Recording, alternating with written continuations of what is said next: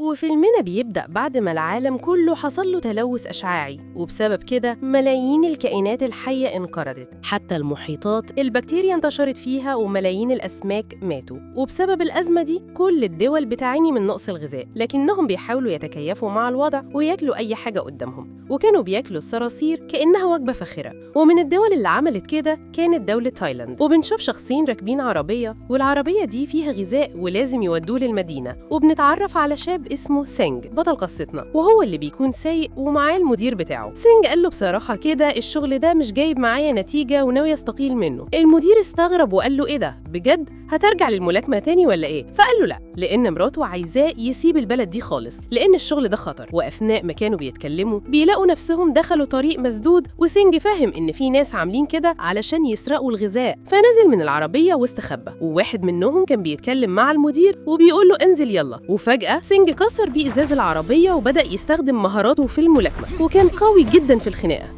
واحد منهم جرح وشه بسكينة فتعصب أكتر وكسر عظامهم كلهم. زعيم اللصوص استغل إن سينج مشغول مع رجالته وفتح صندوق العربية علشان ياخد الغذاء اللي فيها، لكن رئيس سينج غفله وخبطه على دماغه وقفل الصندوق تاني كأن مفيش حاجة حصلت، لأنهم متعودين على كده. وسينج مسح بكرامتهم الأرض، وبعد كده ركبوا كملوا طريقهم للمدينة ووصلوا لشخص اسمه بوليتش، وده اللي هيستلم منهم الغذاء. وبنشوف بوليتش متعصب على المدير لأن الصندوق من صناديق الغذاء اتكسر. المدير قال له أنا ماليش ذنب في ده، اللصوص طلعوا علينا وكانوا عايزين ياخدوا الأكل. فرمى بوليتش الفلوس في وشه واداله صندوق أكل من اللي كان في العربية. المدير فتح الصندوق ولقى فيه سمكة وقال لسينج إحنا محظوظين اليوم، تعال نقسمها سوا. بس سينج كان بيبص للسمكة وهو مستغرب من شكلها لأنها كانت غريبة ومخيفة وعلى جسمها حبوب. بعد كده بنشوف بوليتش مجمع شوية ناس مهمين وبيقول لهم القائد فاسو في المستشفى مع زوجته وطالب مني أقابلكم. وطبعا انتوا عارفين إن القائد فاسو كان بيربي حشرات علشان يساعد الناس على الأكل، بس أنا مجمعكم النهاردة علشان أعرفكم بمفاجأة جميلة. القائد فاسو قدر ينتج فصيلة جديدة من الأسماك جودتها ممتازة، وقريب هتكون موجودة بكميات كبيرة للناس كلها، ومحتاج منكم تساندونا في الخطوة الجاية دي. الناس وافقوا على كلامه وقعدوا كلهم ياكلوا من السمك ده، وما كانوش مصدقين نفسهم من جمال الطعم. وفجأة بوليتش بدأ يحس إن بطنه بتتقطع ووقع على الأرض وبدأ ينزف دم من بقه، وحصل له تشنجات غريبة. وكل الناس اللي أكلوا من السمكة دي حصل لهم نفس الأعراض. وفي الناحية التانية سينج وصل بيته وكانت زوجته لان مستنياه، وأول ما شافت الجرح اللي في وشه قالت له مش قلتلك تبطل الشغل ده؟ كل يوم تتعرض للخطر وخايفة في يوم تروح مني. وبدأت تعالج الجرح بتاعه، وبنفهم إنها دكتورة أصلا وشغالة في المستشفى. وبعد ما خلصت قال لها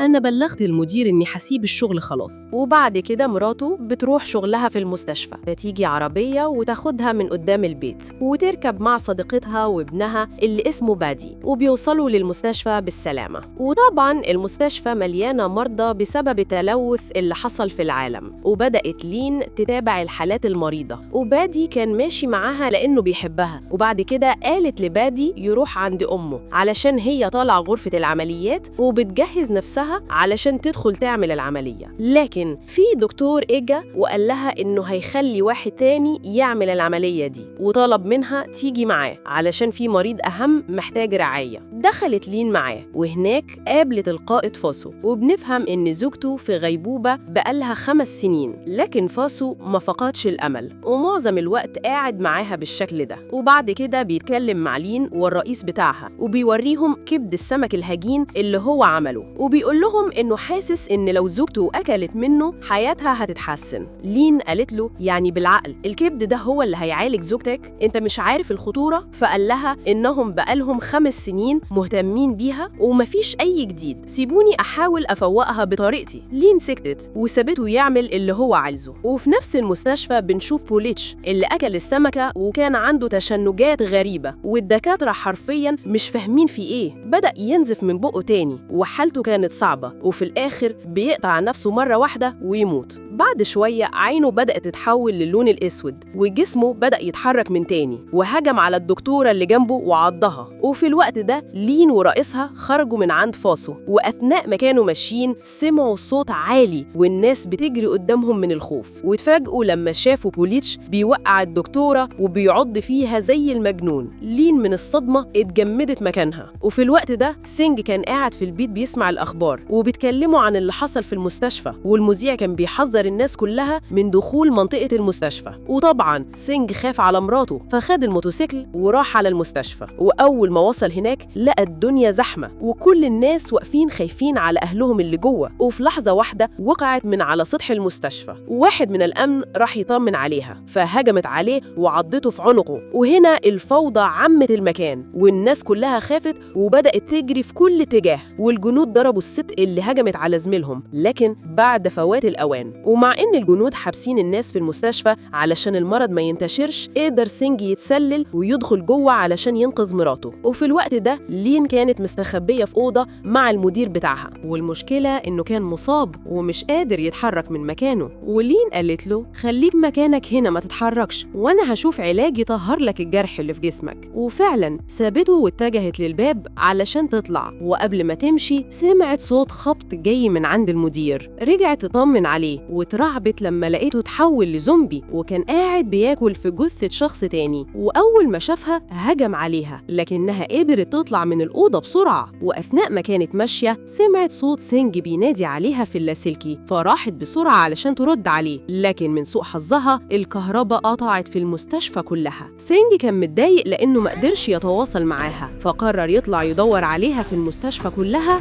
ويدمر أي حد يقف قدامه. قابل عدد كبير من الزومبي وبدأ يستخدم مهارة الملاكمة اللي عنده، وكان بيضربهم بمنتهى العنف. والمشكلة إن الأعداد بتزيد، لكنه قدر يهرب منهم ويطلع للدور اللي فوق. وبالصدفة سمع صوت بادي بينادي على حد يساعده، وكان في زومبي جاي عليه وبادي بيستخبى ورا سرير، لكن الزومبي شافه وكان هياكله. بس سينج وصل في آخر لحظة وأنقذه وسحبه بعيد وحاول يقتله. وسينج بدأ يضربهم في دماغهم وخلص عليهم. بعد كده سينج سأل بادي لو شاف مراته لين هنا ولا لأ، فبادي قال له لازم نبحث عن ماما لأن غالباً لين هتكون معاها. وفعلاً بيتحركوا في اتجاه مكتب أمه، وأول ما دخلوا المكتب ما لقوش حد. وسينج لاحظ جدول العمليات اللي قدامه وفهم إن أمه ولين موجودين في الدور الخامس. وأول ما خرجوا من المكتب مجموعة زومبي شافوهم وهجموا عليهم، فجريوا ودخلوا يستخبوا في أوضة تانية. وفي الأوضة دي اتفاجئوا إن في شخص قاعد حزين جنب والده المريض، وكان فاقد الأمل تماماً لدرجة إنه قرر ينتحر ويموت جنب والده. وللأسف خد حقنة غريبة ومات جنبه. وطبعاً بادي وسينج كانوا زعلانين عليه. وفجأة الزومبي اقتحموا الأوضة وبدأوا ياكلوا في الشخص ده هو ووالده. بسرعة سينج طلع من الشباك وقال لبادي تعالى ورايا، وبدأوا يتسلقوا الحديد ده. بس المشكلة إن شنطة بادي اتشبكت في حديدة وعاقت حركته، والزومبي استغلوا الموقف وحاولوا يمسكوه، لكن سينج البطل أنقذه. بعد كده وصلوا للدور الخامس بالسلامة وكانوا ماشيين بهدوء. ولما وصلوا أوضة العمليات لقوا أم بادي لسه عايشة. أول ما شافت ابنها خدته في حضنها، بس كان باين عليها تعب جدا. وسينج خد باله إنها مصابة لكنه سكت وما تكلمش وسابها تحضن ابنها، وبدأت تتكلم معاه وهي بتعيط وبتقول له خد بالك من نفسك. وكانت فاهمة إنها هتتحول خلال دقايق، وقالت لسينج إن لين فوق في الدور العاشر اطلع انقذها وخلي بادي معاك أمانة في رقبتك. ووقتها بادي فهم إن أمه مصابة وفضل يعيط ويحضن فيها، لكن سينج أخده بالقوة ومشي، لدرجة إنه بعد ما طلعوا بادي حاول يرجع لها تاني لكنه اتصدم لما شافها اتحولت لزومبي خلاص، وفضل يعيط وهو موجوع على أمه. وبسبب صوته العالي الزومبي اتلموا في المكان، فبيشيلوا سينج على ظهره وبيهرب بيه، وكان بيضرب أي زومبي يقف قدامه. وفي الوقت ده لين وصلت أوضة التحكم الخاصة بالمستشفى وشافت الزومبي في كل مكان. زعلت جدا على اللي شافته وحست باليأس وإنها هتموت في المكان ده. وبالصدفة بتاخد بالها إن أوضة فاسو هي الوحيدة الآمنة في المستشفى، فبتاخد بعضها وبتتجه للأوضة. وأول ما وصلت فضلت تخبط على الباب وتقول له إنها الدكتورة لين، وفتح لها فاسو بعد تردد. وأول ما دخلت اطمأن إنها مش مصابة، وبعدين بدأ يهديها وقال لها إنه كلم مسؤولين كبار في الدولة وهييجوا ينقذوهم من هنا. فبتحس لين بالأمل وبتطمن وبتطلب منه يخليهم ينقذوا جوزها اللي وصل المستشفى مخصوص علشان ينقذها. فاسو قال لها تمام، بس هطلب منك طلب. الدم اللي متعلق لمراته بدأ يخلص، وطلب منها تجيب كيس دم من بنك الدم في المستشفى مقابل إنهم ينقذوها هي وجوزها. وطبعا لين وافقت بدون تفكير. وفي الناحية التانية بنشوف قادة الجيش متجمعين علشان يشوفوا حل للمصيبة اللي بتحصل في المستشفى. وقال قائد الجيش إن عدد سكان المدينة 5 مليون والناس اللي في المستشفى حوالي 500 شخص، والحل الوحيد إنهم يضحوا بال500 علشان ينقذوا ال5 مليون، لكن قبل ما يعملوا كده لازم ينقذوا فاسو وزوجته في المستشفى. وبنشوف القوات الخاصة بتنزل من الطيارات على سطح المستشفى، وبدأوا يحطوا القنابل في كل مكان، والقنابل هتنفجر بعد نص ساعة، وفي خلال النص ساعة لازم ينقذوا فاسو وزوجته. وفي الوقت ده سينج وبادي وصلوا للدور العاشر، وبالصدفة سينج لاحظ إن السلسلة بتاعت لين وقع على الأرض، وبيفهم إنها ماتت خلاص، لكنه زوجته بترجع له تاني وهو بيشوفها طالعة من بنك الدم، فبينادي عليها ويمسك العصاية وبيضرب أي زومبي يقابله، وبعدين بيمسك العصاية الحديد بتاعته واللي بيجي على السكة بيضربه ضربة وبيجيب أجله. وكانت لين مستخبية في أوضة، فبتشوف سينج مثبت الزومبي بالشكل ده من الشباك، بس فجأة زومبي ضخم هجم عليها، فظهر بادي وفتح عليه طفاية الحريق وبيعمي عينه. ولين استغلت الفرصة واستخبت في مكان آمن، وظنت إن الدخان اللي في كل مكان هيخفيها عن الزومبي، لكن صوت عياطها وصل للزومبي، وقبل ما يعضها سينج وصل في الوقت المناسب وبيوقعه على الأرض، وبينزل على دماغه بطفاية الحريق بقسوة كبيرة لدرجة إن لين هي اللي هدته. وفي الناحية تانية القوات الخاصة وصلت لأوضة فاسو وبدأوا ينقلوه هو وزوجته، لكن فاسو رفض يمشي من غير لين، وطلب من قائد القوات الخاصة إنه يبحث عنها وياخدها، وعمل كده مش جدعانة منه، بس ده عشان معاها الدم بس. وفي الناحية التانية سينج ولين وبادي بيطلعوا من الأوضة اللي كانوا مستخبيين فيها، وأول ما القوات الخاصة شافت سينج أطلقوا عليه النار لأنه جسمه كان غرقان دم وشكله زي الزومبي. لين كانت بتعيط ومش مصدقة إنه بيموت قدام عينيها، لكن الجنود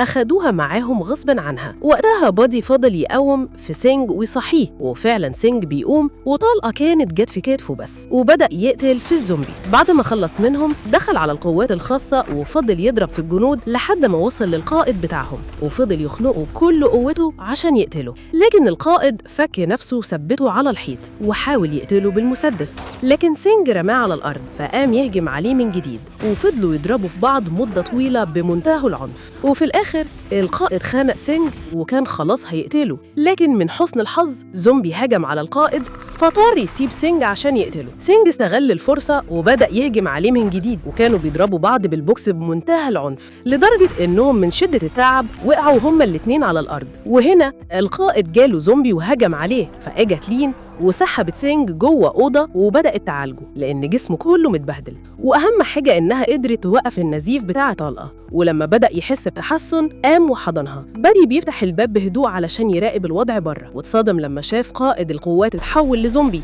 وبياكل في كل الجثث اللي بره، فبيدخل وبيحكي لسينج اللي شافه. وقتها سينج بيحط خطة علشان يتخلص منه وبيجهز له فخ وبيفتح له الباب، وأول ما القائد دخل سكب عليه كحول وولع فيه نار، وبسبب الولعة جهاز الإنذار اشتغل والمياه نزلت من السقف في كل مكان. وهنا حصل شيء غريب مش في الحسبان، المياه أول ما لمست جسم الزومبي بدأوا يتشنجوا، ومش بس كده وشهم أخد نفس شكل السمكة اللي أكلوها. أما سينج ولين وبادي فكانوا ماشيين لحد ما قابلوا فاسو، وكان واقف قدام زوجته، وبنكتشف إنها بتتحول لزومبي، وده بسبب إنه حط كبد السمك في بقها وهي في الغيبوبة. فجأة هجمت عليه وعضته، وهو رفض يسيبها ويجري وفضل حاضنها، وباقي الزومبي دخلوا وهجموا عليه ومات موتة بشعة. أما سينج فأخد زوجته وبادي وطلعوا فوق السطح، لكن المشكلة إن الزومبي فضل وراهم ومش عايز يسيبهم. وهنا قرر سينج إنه يضحي بنفسه ويشتت الزومبي علشان ينقذهم ويمشي في طريق تاني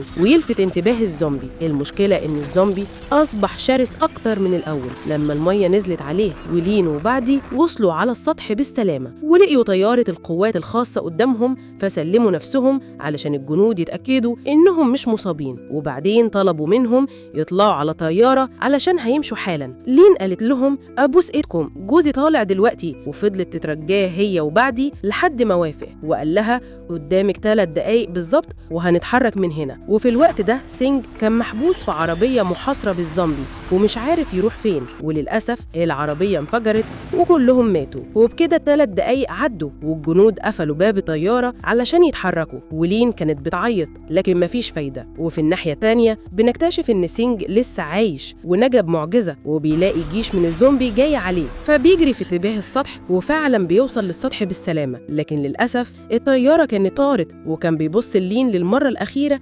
وبيودعها بعينه. لين كانت مصدومة من العياط وابتدت الطيارة تتحرك، وبيسيبوا سينج لوحده في المستشفى وكان بيقتل في الزومبي. وللأسف القنبلة انفجرت والمستشفى باللي فيها انهارت تماما، ولين وبادي كانوا مفحومين من العياط، وكانت أصعب لحظة تمر عليهم في حياتهم. وبعد مرور الأيام بنشوف لين قاعدة في القرية اللي كانت هتيجي تعيش فيها مع سينج، وكانت مشتاقة لسينج. ولحد هنا نقدر نقول إن فيلمنا وصل لنهايته. سلام.